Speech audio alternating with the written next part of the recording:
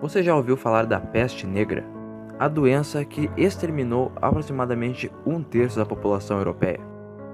Mas antes de falar sobre a doença, como é transmitida, seus sintomas, seu tratamento, vamos falar sobre sua história. No século XIV, a Europa, Ásia, Oriente Médio e África foram vítimas de uma epidemia de peste bubônica. Na Idade Média, essa doença dizimou aproximadamente um terço da população europeia. Como servos, escravos, até reis, nobres e cavaleiros renomados não escaparam da doença. Apelidada de peste negra, essa doença é causada pela bactéria Yersinia pestis, que está presente em pulgas, geralmente transportadas por ratos negros do Oriente. Esses ratos, na época, viviam em barcos comerciais que chegavam aos portos na Europa e África e que então se espalhavam pelas cidades, encontrando condições ideais em esgotos a céu aberto e locais de baixíssimas condições higiênicas. Essas cidades tinham todas as condições de sustentar a peste, a sujeira e a imundície. Os roedores eram considerados como parte normal da vida nesse momento e ninguém achava que esses roedores e suas pulgas pudessem ser um problema em potencial.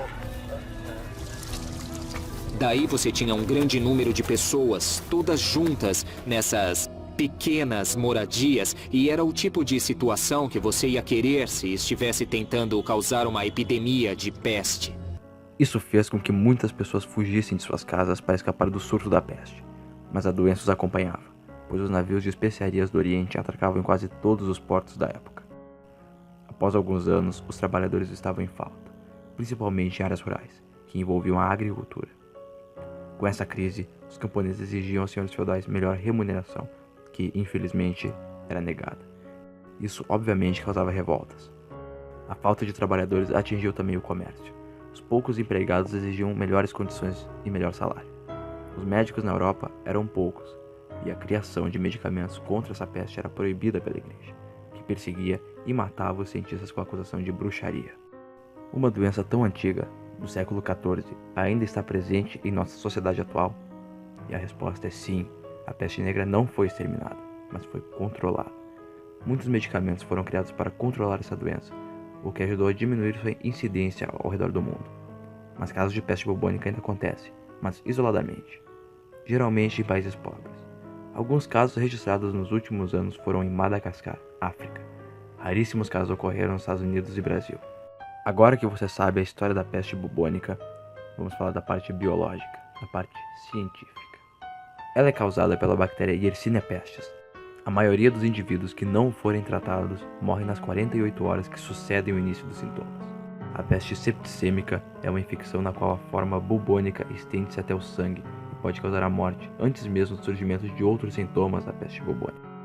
A pestis minor é uma forma leve da mesma infecção e normalmente ocorre apenas em áreas geográficas onde a doença é prevalente.